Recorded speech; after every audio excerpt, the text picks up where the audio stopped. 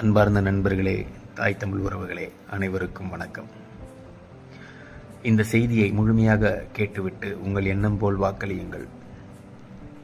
தமிழ்நாட்டில் உங்களைப் போல அவரும் திராவிடம் என்ற மாயையை நம்பி வாழ்ந்த காலம் அது.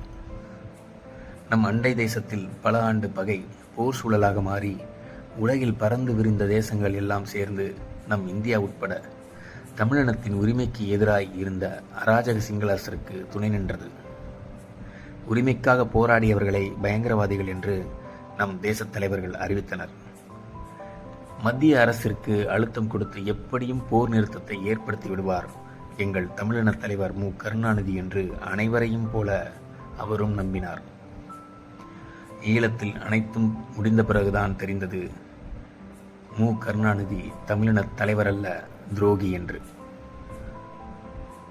அன்று உணர்ந்தார், இவ்வுலகில் தனித்து விடப்பட்டது ஈழ மக்கள் மட்டுமல்ல, மொத்த தமிழினமும் தான் என்று.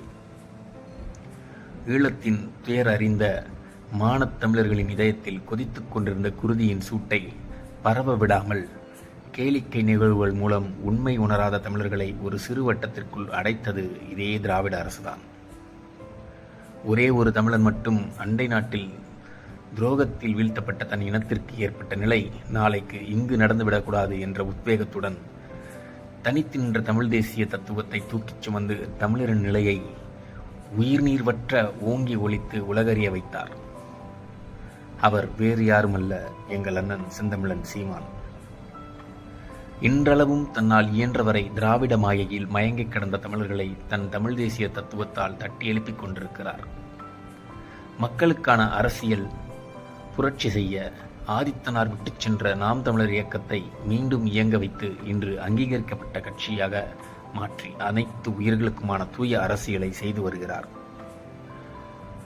நமக்காக இயங்கக்கூடிய நாம் தமிழர் கட்சியின் வளர்ச்சியை தடுக்க தேசிய கட்சிகளும் திராவிட கட்சிகளும் இணைந்து பல இடையூறுகளை தொடர்ச்சியாக கொடுத்து வருகிறது.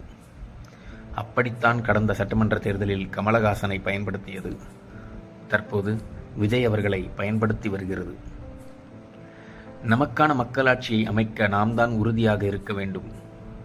உண்மையை உணர்ந்து இந்த முறை நாம் தமிழர் கட்சிக்கு விவசாய சின்னத்தில் வாக்களித்து மது, போதை, லஞ்சம், ஊழல், கொலை, கொள்ளை, அதிகார அத்துமீறல் இல்லாத நேர்மையான மக்களாட்சியை தமிழ்நாட்டில் மீண்டும் அமைப்போம்.